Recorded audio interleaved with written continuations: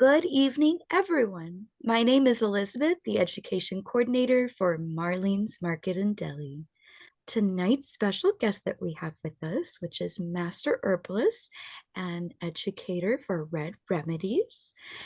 We have Stacey Littlefield, and she's speaking on the topic of herbs and hearts, the guided journey to cardiovascular wellness.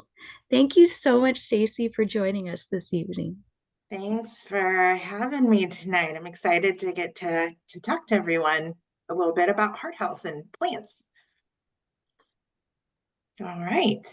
Okay, so I always think it's good to give people a little bit of background so they know who's talking to them. So as Elizabeth said, my name is Stacey Littlefield and I'm with Redd Remedies. I'm a master herbalist and the formulator for our company. So I help construct our products. I've been with Redd Remedies for 20 years. And I've been in the natural products industry for 29 years. So this has been my career path since I was in college, and I've been here ever since. So I'm really excited to get to talk to you guys about ways to help protect and support our cardiovascular health and wellness. And I am going to go ahead and just dive into my slides here. So before I talked about botanicals and herbs specifically, I really wanted to chat with you guys a bit about stress and cardiovascular health. I think that it's a component of cardiovascular health that is not well addressed. And I think a lot of us realize that stress isn't good for our hearts, not good for our cardiovascular systems, but I wanted to just get into like why that is and what's happening, what is it causing in our bodies. So stress is relevant to overall cardiovascular health. Chronic stress and acute stress can affect every part of the cardiovascular system, from the lining of our arteries to the heart muscle itself. And it's also going to affect adjacent body systems that also play a role in our heart health, like our respiratory systems, our liver function, our kidney function. So, stress is, it kind of just webs out into every different, body system. So we've known for a really long time that acute emotional stress has been linked to acute cardiovascular stress or cardiovascular events. So acute emotional stress would be something like a natural disaster, a death, a sudden death in the family, things that we're not prepared for that kind of happen out of the blue that can be incredibly stressful. Those can cause problems, immediate problems in the cardiovascular system. The long-term effects of chronic stress have only been recognized recently for their impact on cardiovascular health and wellness. So and when I say recent, I say like within the last 10 years, researchers have really been diving in to try to figure out, oh, hey, all of this everyday stress, like over time, what does that do to our cardiovascular systems? So there's a lot of research happening, and they are trying to really understand on the cellular level what is it doing to our heart health and our cardiovascular health. So when we look at the stress response, it's actually coordinated by two different systems. So one part is coordinated by the sympathetic nervous system, or the SNS, and the other part is coordinated by the hypothalamic pituitary axis, which is also known as the HPA. And I think for most people, when we talk about stress, they're familiar with the HPA axis. They know that part of it, but that's only one half. So the initial immune response is coordinated by the SNS, and its job is to mobilize all of the resources we need for fight or flight, right? Because we're going to run for our lives, or we're going to fight off a wild animal or something, right? So we need to be able to physically handle those things. So the SNS is going to mobilize all the energy and oxygen that we need in our muscles. So all of that gets diverted to our muscles because we need to prepare to fight or to run. So that's the initial part. The second part of the stress response is mediated by the HPA axis. So the HPA response is attempting to protect us from the negative effects of all of that mobilization, because it does cost us something. And the goal of the HPA axis part of the stress response is to maintain homeostasis or balance at all costs, because there are certain things that cannot be heavily influenced or go out of balance before they really start affecting us negatively in an immediate way. So things like our blood pH. Our blood pH needs to be maintained in a really, really tight parameter. Our body temperature, things like that. So all of these adaptations over time build up, and they cost us something. They cost our brains something, they cost our bodies something. And that debt builds over the long term. And when we are chronically stressed, every day, repeated, unmitigated stress, our bodies start to maladapt in order to protect us in the short term, but we pay in the long term. And that part is because of the way the HPA axis works during the stress response. So the initial stress response, the main hormone for the SNS is epinephrine, or what you might know as adrenaline. That's what, we get that burst of energy, or you see people have like superhuman strength. That's epinephrine. The main hormone in the HPA response is cortisol. So it's that cortisol and other hormones that over the long term actually can cause us harm. So both sides of the stress response impact cardiovascular health. So whether the stress is acute and short term or chronic and long term, stress can lead to poor cardiovascular outcomes. So both of them can have negative impact on heart health and wellness.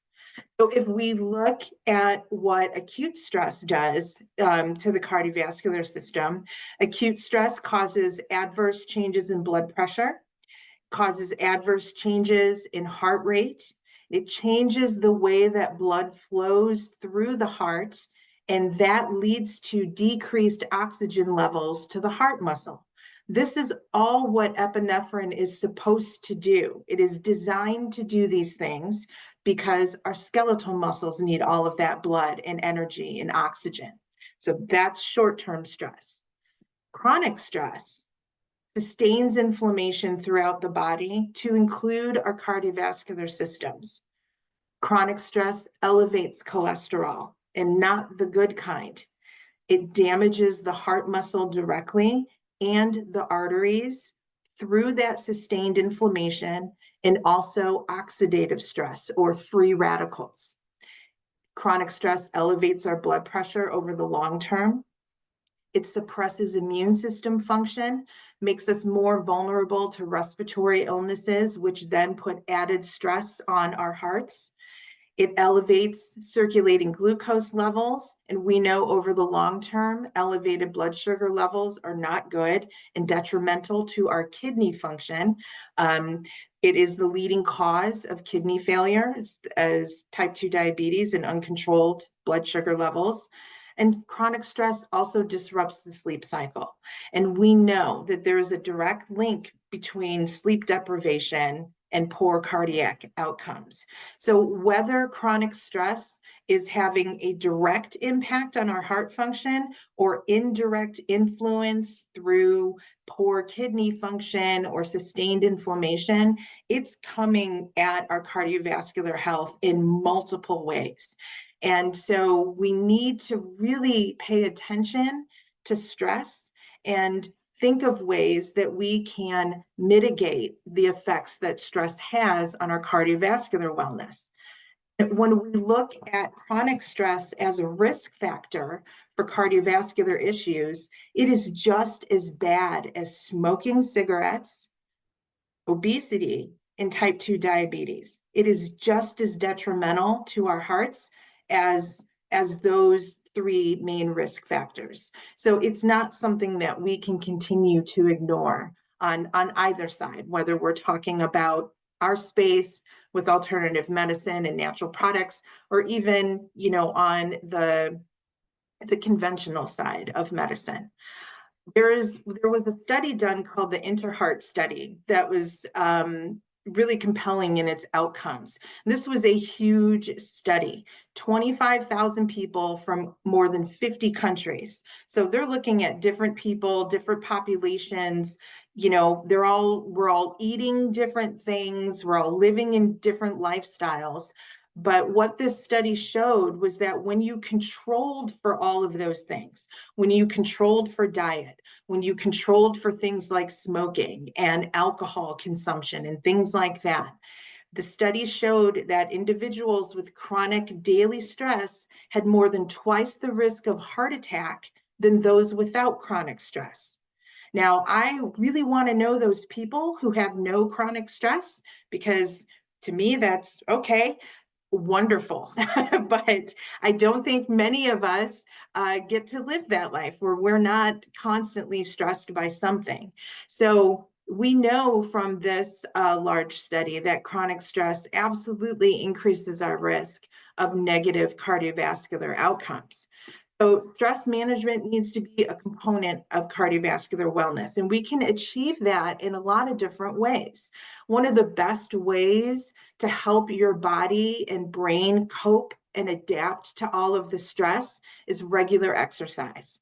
Now, you do not need to join a CrossFit gym or start training for marathons. Just go for a walk for 20 minutes every day.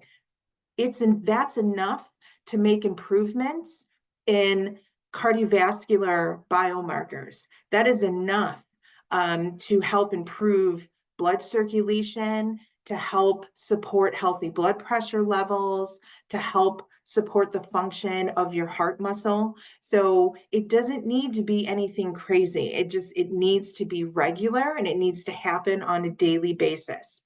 Yoga is another great form of exercise. There are relaxation techniques built into yoga with deep breathing. Sleep is really important for stress management, and it would be so great if everyone could just sleep well. But I realize it's not that simple for people. But sleep, we should definitely be trying to improve our quality of sleep and the length of time that we're sleeping. And then, of course, diet. What you eat either adds to the stress in your body or it helps to alleviate it. And there are lots of different dietary choices that we can make to help improve and support cardiovascular health and wellness. There's the DASH diet, and DASH stands for diet approaches to stop hypertension. It's literally a diet for blood pressure issues.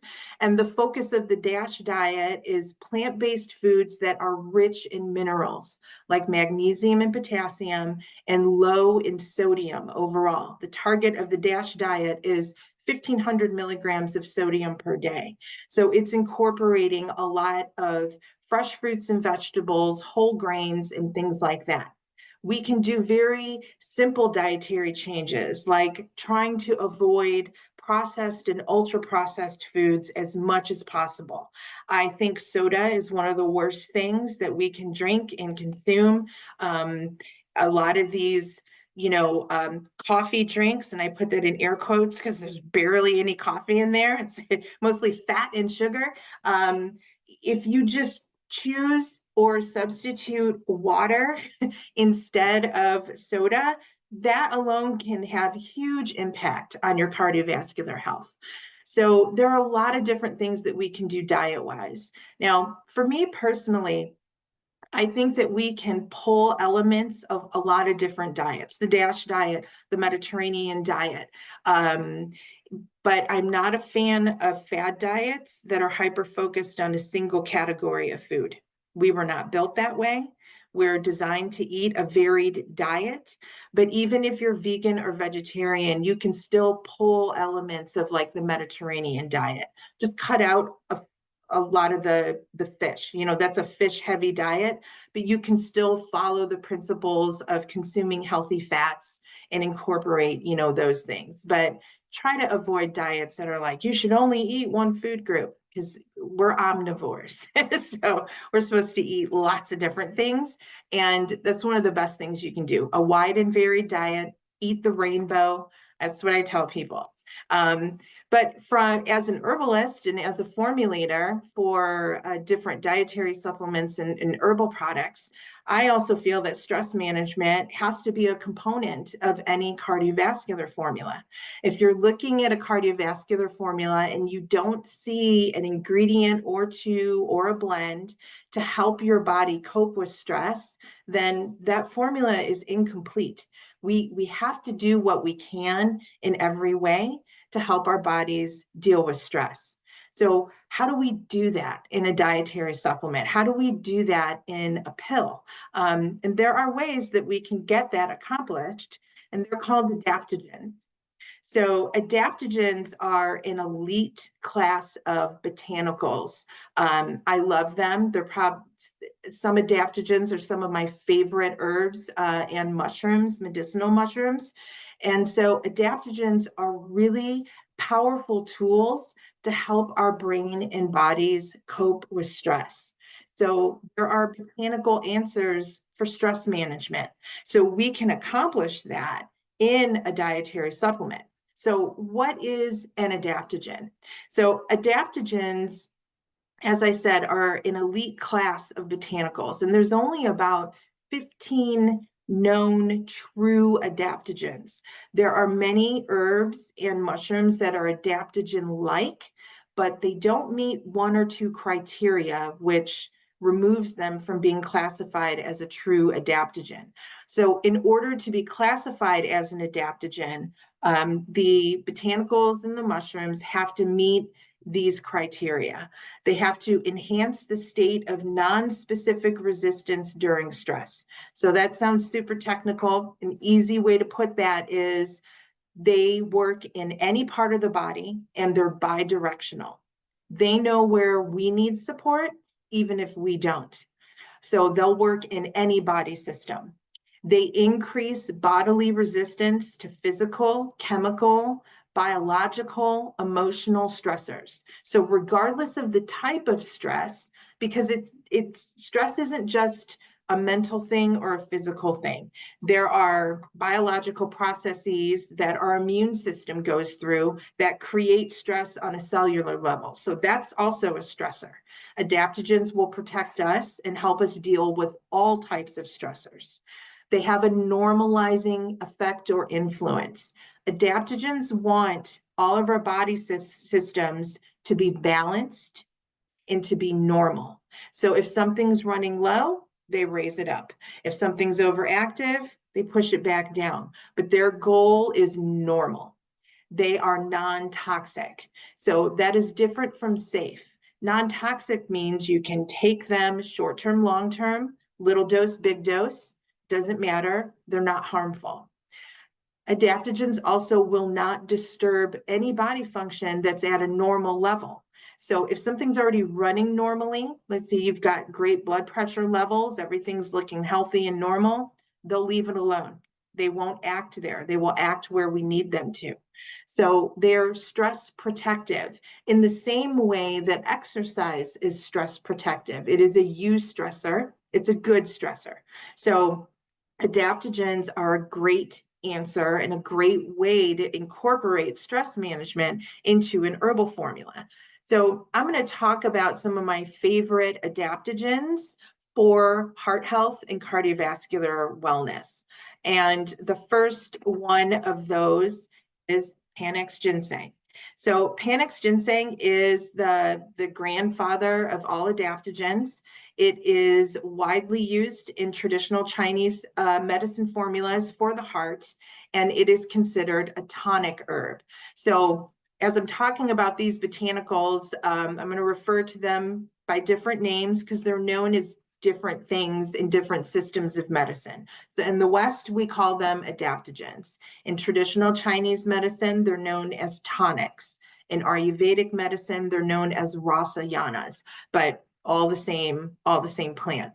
So when we look at the studies that have been done on Panax ginseng, when we look at all of that breadth of research, and it's over 1,500 studies. So there's a lot of research that's been done on Panax ginseng. When we focus in on its benefits for cardiovascular health and wellness, these studies show that Panax ginseng will support a healthy heartbeat through something that's called the calcium ion exchange. So calcium plays a role in muscle contraction and relaxation, and Panax ginseng can help stabilize and balance that calcium ion exchange. Panax ginseng is also been shown to support healthy blood pressure levels. That might be surprising to some of you because we hear that ginseng is bad for blood pressure. You shouldn't use it if you have blood pressure issues. That's not necessarily true. The research shows it's great to help to support healthy blood pressure. It promotes blood circulation throughout the body. It helps to protect that fragile inner lining of our blood vessels. That lining is called the endothelium. It's very thin, it's very fragile, so it's easy for that lining to get damaged by free radicals and inflammation. It regulates vasomotor function, so that includes blood pressure and breathing. As I said, our respiratory system is directly connected to our cardiovascular system, so our lung function will play a role in our cardiovascular health.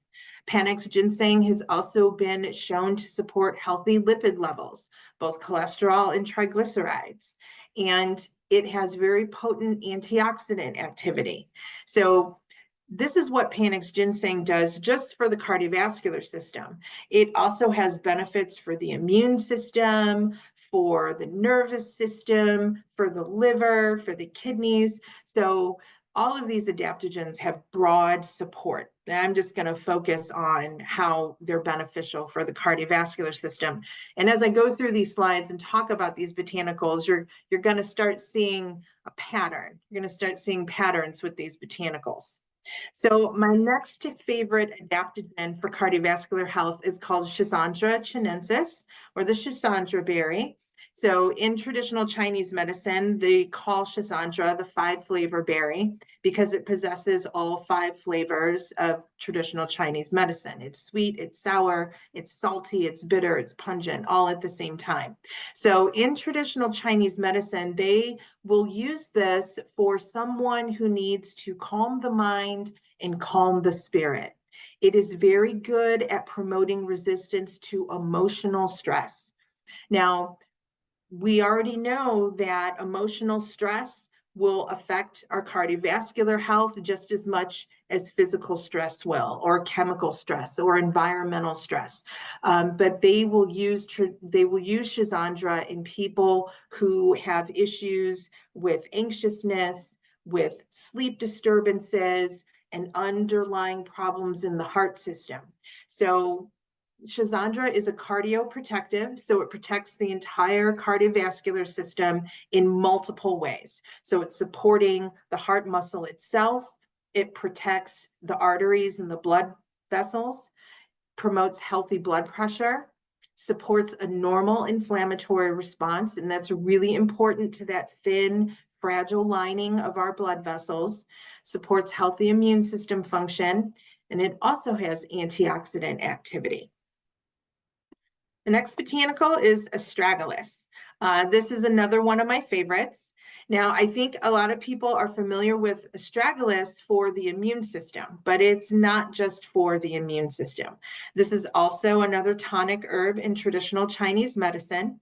And as an adaptogen, it has cardioprotective and kidney protective properties. So that is really important when we're talking about healthy blood pressure levels. Studies have shown astragalus helps support diastolic and systolic function. So that's blood pressure.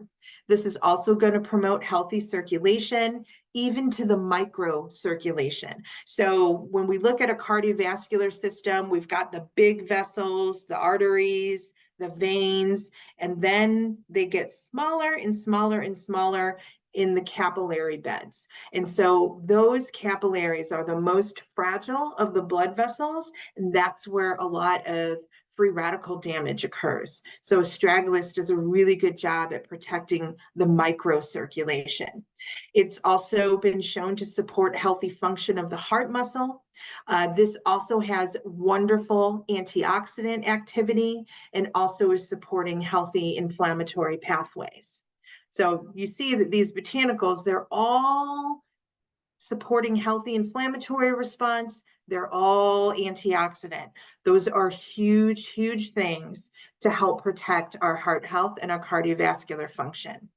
And the pictures that I'm showing don't always correlate with the part of the plant that we use, like astragalus. We use the root, but there's only roots, they tend to look alike. And I like to show the parts of the plant that we're not super familiar with. So these are the flowers of astragalus. And the next botanical adaptogen that I love is called andrographis.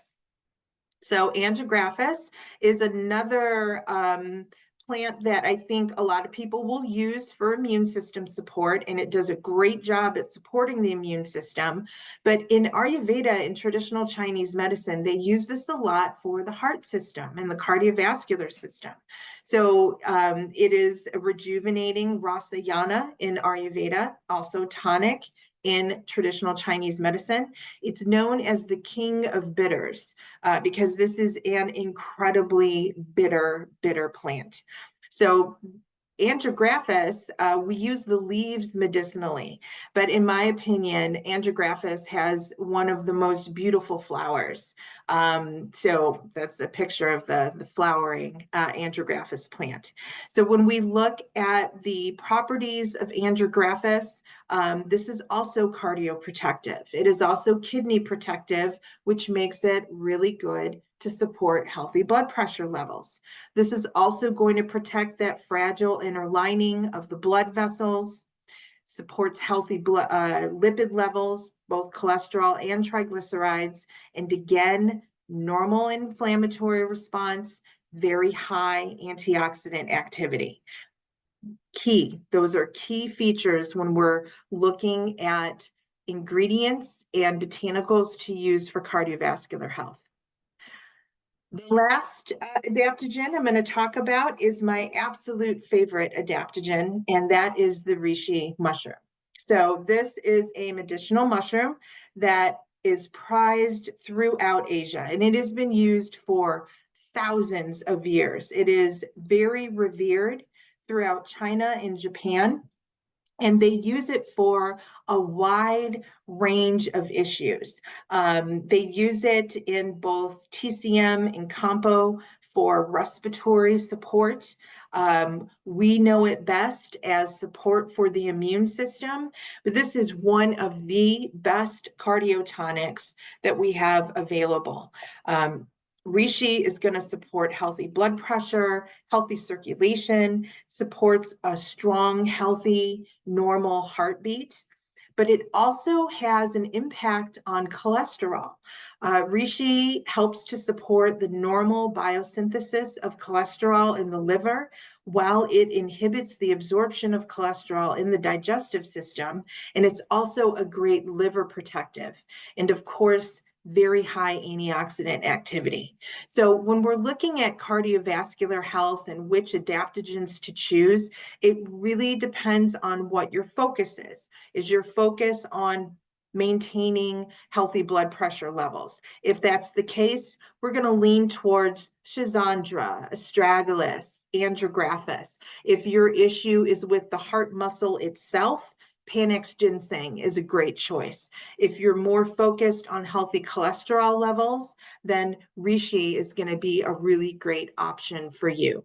So just make sure that you're doing something in the adaptogen class of botanicals to help your body deal and adapt to all of the acute stress and the long-term stress that you struggle and deal with on a daily basis. It is really, really impactful to heart health and cardiovascular wellness, and it's a piece that we really can't ignore. So we can address that in dietary supplements with this incredible group of botanicals. But they're not the only thing that we should be doing. You know, at Redd Remedies, I help to construct formulas because we don't believe in a one size fits all. We certainly understand that no issue is ever about one thing alone. It's about multiple things. So we like to use multiple ingredients. And so I'm going to talk about some other nutrients and botanicals that are also really beneficial for the cardiovascular system. So I think it's really important to nourish our hearts. Our hearts are muscles, and the only function of your heart is to pump blood throughout your body. And over your lifetime, your heart is going to beat 3 billion times. So we need to make sure that we're providing nutrients on the cellular level to keep that heartbeat regular and strong. And so some nutrients that are really great to help nourish the heart muscle itself are magnesium, acetyl-L-carnitine, and CoQ10. All three of those are going to work together to help support cellular energy within the cardiac muscle. So acetyl-L-carnitine helps to transport long-chain fatty acids into the mitochondria, which are producing energy. And that's what I have a picture of up on the screen, our mitochondria. They look like kidney beans. This is the powerhouse of our cells. This is where all the energy is created. So acetyl-L-carnitine is going to help pull fatty acids in there. The mitochondria is going to turn them into energy. And then acetyl-L-carnitine is going to help pull toxins out. So they're not staying in the mitochondria.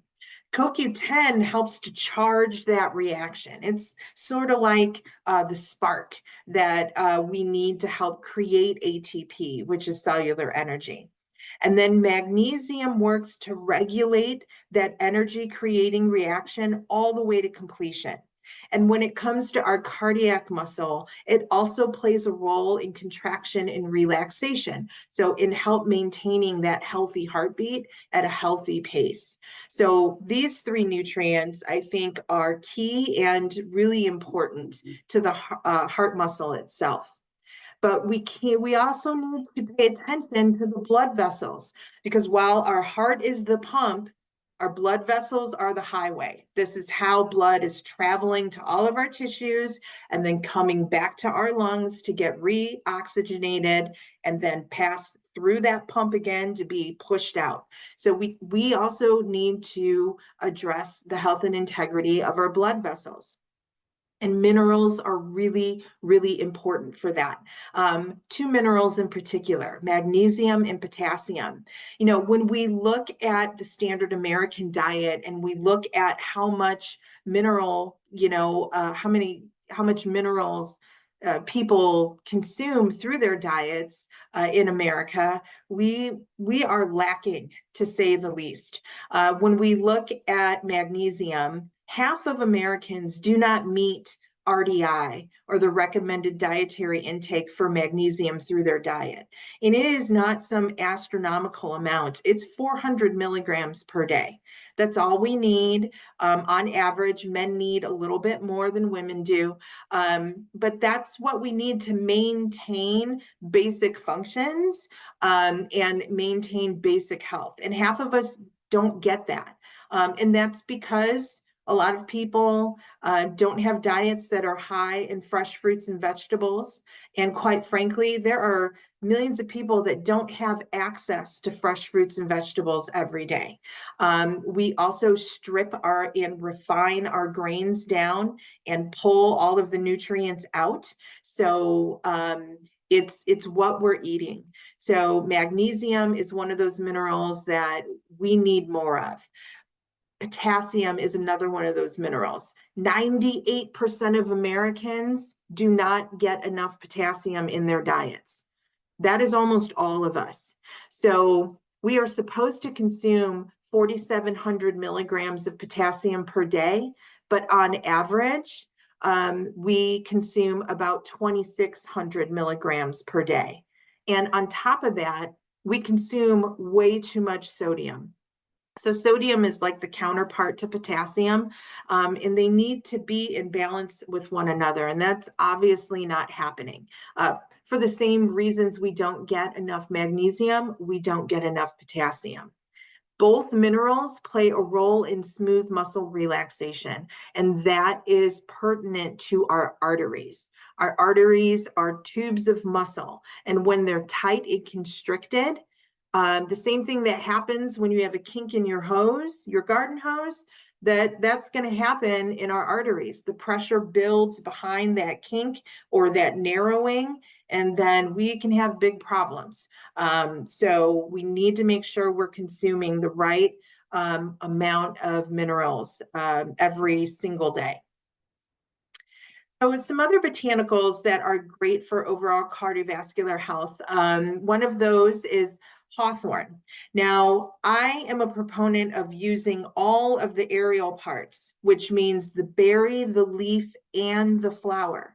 So this plant as a whole is used in both Eastern and Western herbalism as cardiotonics.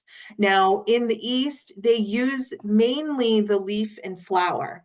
Hawthorn berries are used for digestion in traditional Chinese medicine, and they're also a treat. You find big sticks of candied hawthorn berries from street vendors, and they eat them as a snack. So hawthorn berries are just a part of the diet over there. It's food. But when you look at TCM formulas for cardiovascular health, they use the leaf and the flower more than the berry. And traditionally, when we go back in European herbalism, it was the leaf and the flower that was used before the berry. So the leaf and the flower contain a lot of flavonoids and other compounds that are called oligomeric procyanidins. Those are antioxidants. So they're high in antioxidant compounds. The berries have a very low level of flavonoids, but they're higher in those oligomeric procyanidins. So you're getting different constituents from different parts of the plant. So I think it's best to use them all together for cardiotonic properties. So hawthorn berry is good for the heart muscle itself and also the vascular system, the arteries and the veins. So it's going to support healthy function of the heart muscle. It supports blood flow through the heart, the different chambers of the heart, and then throughout circulation in the rest of the body. It steadies the heartbeat and supports healthy blood pressure levels. So if you're looking for support for the heart muscle itself, or if you're looking support to help maintain healthy blood pressure levels, hawthorn berry leaf and flower is a great combination. Another great botanical from Ayurveda that is a great cardiotonic is called Arjuna, and we use the bark of this tree. So the active constituents in the bark include tannins, triterpenoids, saponins, so arjunic acid and arginolic acid, flavonoids, and OPCs. So we're seeing a lot of antioxidant compounds, a lot of compounds that help support healthy inflammatory responses. So the studies on Arjuna demonstrate that this particular botanical is going to have direct impact on the heart muscle itself and cardiac function and cardiac output. It's also going to help support blood flow through the heart and into the periphery in the circulation. It helps support healthy cholesterol levels, and it has really potent antioxidant activity. And those are those OPCs and the flavonoids. So we find OPCs in other trees like pine bark, but Arjuna is also a great source of those antioxidant compounds. So I love Arjuna when we're really focused on the heart muscle itself. It's a great botanical for people who need to support the the heart muscle. So I wanted to talk a minute about cholesterol. So cholesterol is like the boogeyman. We only hear like, oh, it's bad, like we need to get rid of it. But I wanted to talk about like what it actually does in your body, because it's not all bad. So cholesterol is an animal sterol. So we only find this in animals. You don't find cholesterol in plants, but it is the single most important molecule when we talk about chemistry and steroid chemistry. So when I say steroid chemistry, I'm talking about hormones. So for sex hormones, adrenal hormones, the bile salts, those don't happen without cholesterol. Cholesterol is absolutely essential for human life. We need it. We must have it. It is so important that nearly all of our cells can produce their own cholesterol if they have to. So from our brains to our skin has to be there. 85% of the cholesterol in our bodies comes from our bodies. Only 15% comes from food. And, decades ago, they were concerned about like, oh, eggs, eggs are so bad, they're high in cholesterol. No, eggs are great. If you're eating 3 dozen eggs every day, maybe practice some moderation. But for the most part, eating a couple eggs every day is great. We don't need to be as concerned about the cholesterol that's coming from our food. But there is a big difference between eating eggs and eating a Big Mac. They're not the same. So it depends on what food that cholesterol is coming from. So cholesterol is required in the cell membrane. It helps to control communication and cell growth. It's a precursor to bile salts. We need bile salts to absorb fats and fat-soluble vitamins. As I said, it is a precursor for hormones, estrogen, progesterone, testosterone, cortisol, aldosterone, which plays a role in blood pressure. We cannot make any of those without cholesterol. And it is a precursor to vitamin D synthesis via the sun. So vitamin D levels can be raised as we spend time in the sun. That doesn't happen without the cholesterol in our skin cells. So nearly all of the botanicals that I have already mentioned support healthy cholesterol levels. But there are a couple more to consider and kind of throw into the mix. So the first one of those is cordyceps mushroom. So this is a parasitic fungus that is used throughout traditional Chinese medicine, and they use it when there are disturbances of the heart system. Now, it isn't a one-on-one equal how they view the heart system as opposed to how we look at it in the West. But when you look at the issues that are involved, things like blood pressure, liver function, they're going to use cordyceps. The studies have shown that cordyceps is a great cardiotonic. Again, it's going to support relaxation of the smooth muscle tissue of the cardiovascular system. It's a very potent antioxidant. And it's particularly good for cholesterol levels and supporting healthy cholesterol levels while protecting HDL levels, because we've got good cholesterol and we've got bad. And while we want to lower the bad cholesterol or the LDL, we need to raise up and keep HDL in good levels. And cordyceps can help accomplish that. Cordyceps is adaptogen-like. It's not a true adaptogen, but it has a lot of adaptogenic properties. So it also has anti-stress properties. So cordyceps is another great way to help our brains and bodies adapt and deal with stress. Another great botanical for people that are looking for support when it comes to healthy cholesterol levels is green tea. And the great thing about green tea is that you can drink it or you can take it in a pill, and it's still going to be helpful for healthy cholesterol levels. Studies show that consumption of green tea is inversely correlated with health, with cholesterol levels. So what that means is the more green tea that someone consumes, the healthier their cholesterol levels are.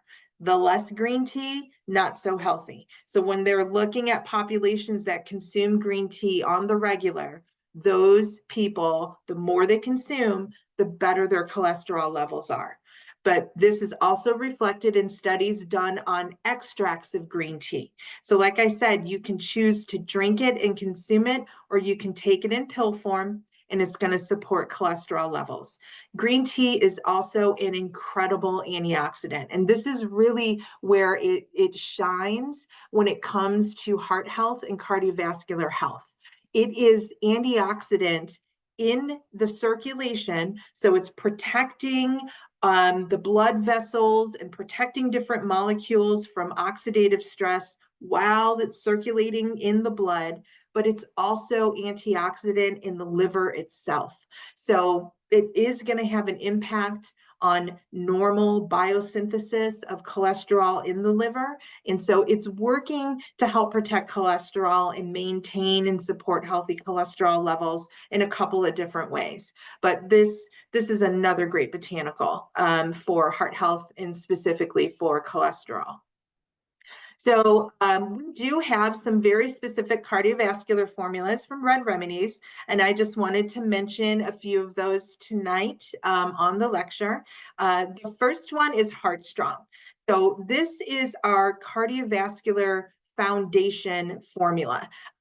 Designed to support overall cardiovascular wellness. Now, when I say cardiovascular, there are two parts to that word: cardio, the heart muscle; vascular, the blood vessels. It is all one system, so we need to support all parts of that system.